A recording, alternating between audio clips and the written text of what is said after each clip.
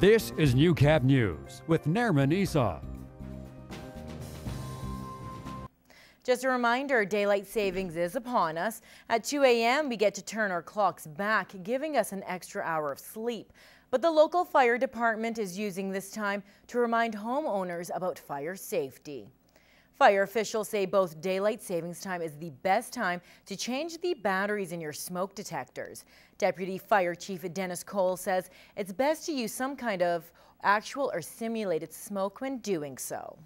On the alarm, by doing that, all they're testing is that the actual beeper is working. You want to make sure that that sensor inside is working as well. According to the fire department, fires kill 8 Canadians every week, and that residential property fires account for 40% of all blazes. We just want to make sure that people have working smoke detectors on each level of their home, especially outside of bedrooms and stuff like that, and just make sure that they are working and they're tested monthly. Another good tip is to vacuum around the smoke detector, as they can collect dust. Now, Halloween may have been just a few days ago, but Christmas has come early for a few furry little friends here in the border city. The SPCA held their annual Paws and Claws fundraiser, giving pets the chance to meet Santa Claus and even take a picture with them. Awesome. We'll do another one here. Big smile. Dogs, cats, and even birds got to pose with Santa himself.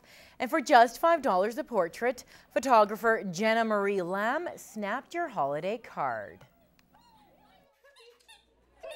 There's no sitting fee, so you can just come in and pay for your prints, and all of the proceeds go to the SPCA. So she's donating her time to us, which is so wonderful. Last year, Paws and Claws had about 80 pets come through and raised approximately $2,800. Pretty name. I love your hat. It really goes to all of our food. We get a lot more animals in with the winter season, and also, you know, our vaccinations all cost money as well, and we can always use it for our spay and neutering as well. And apart from fundraising, Paws and Claws uses this event to get pets out for the day and have some fun.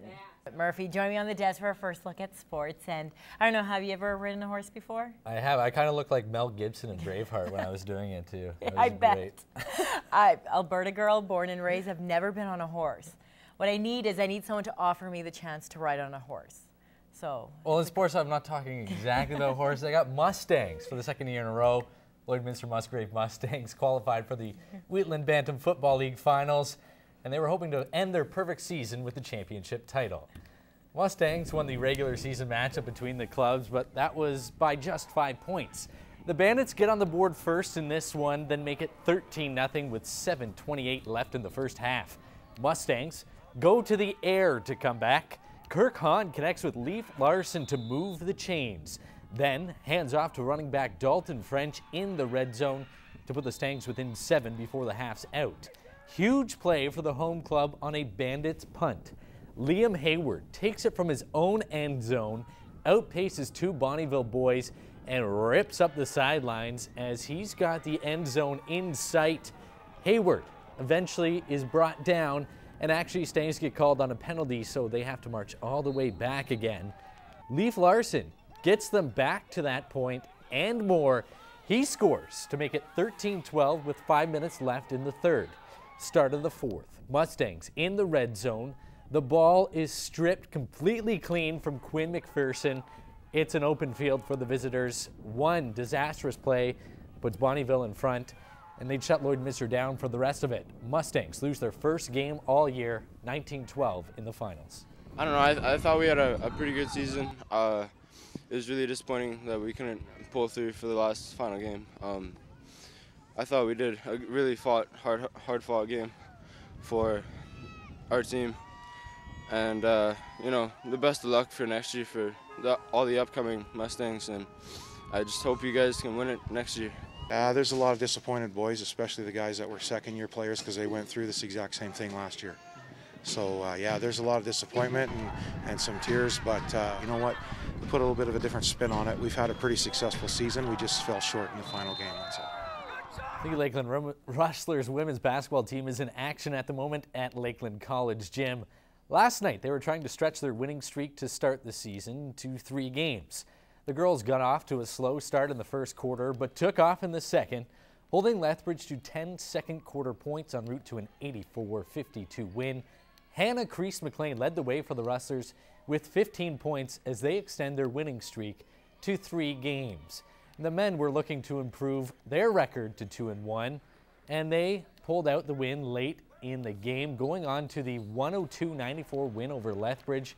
Kadeem Willis had a team-high 23 points. Both Rustlers teams are in action tonight against the St. Mary's Lightning.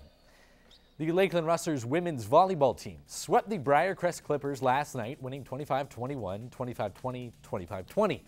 This afternoon, the ladies did it again, beating Briarcrest 25-22, 25-20, 25-18 to stay undefeated on the season. The Rustlers face Olds at home next weekend for 2 matches. The Rustlers men didn't have the same success last night, winning the first set before dropping the next 3 to lose their first match against Briarcrest. Today, the men also repeated their Friday performance, losing in 4 sets to the defending ACAC bronze medalists. They too will face Olds at home next weekend. In the NEAJBHL, the Lloydminster Bandits came into last night's home game averaging over 6 goals a game. Their opponents, the St. Paul Canadians, had given up over 6 goals against. In the previous meeting between the two teams, the season opener, the Bandits won decidedly, scoring 3 goals in each period for the 9-0 win.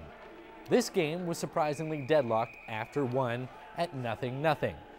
Jelani Whitestone would give the Bandits a 1-0 lead in the second, and that's all they would need going on to the 1-0 win. The Bandits outshot St. Paul 46-17. Brett Golinowski earned the shutout, making this save with under 3 seconds to go in the game to preserve the victory. The Bandits are back in action tonight on the road against the Cold Lake Ice. The Lloydminster Bobcats are back in action tonight at the Civic Center. It's the beginning of a busy month at home as 9 of the Cats' 12 November games are at home. Tonight, the Orange and Black are pitted against the team that swept them in the first round of playoffs last year, the Drayton Valley Thunder. The Thunder sit 1 game above 500 this year, having won their last 3, giving up just 1 goal in each of those games. The Bobcats have lost their last 6. The rivalry may not be as heated as some may have hoped, not just because of the Bobcats' dismal record, but there are just 4 Cats on this year's lineup that suited up against the Thunder when they were eliminated last year. Puck drop is 7:30.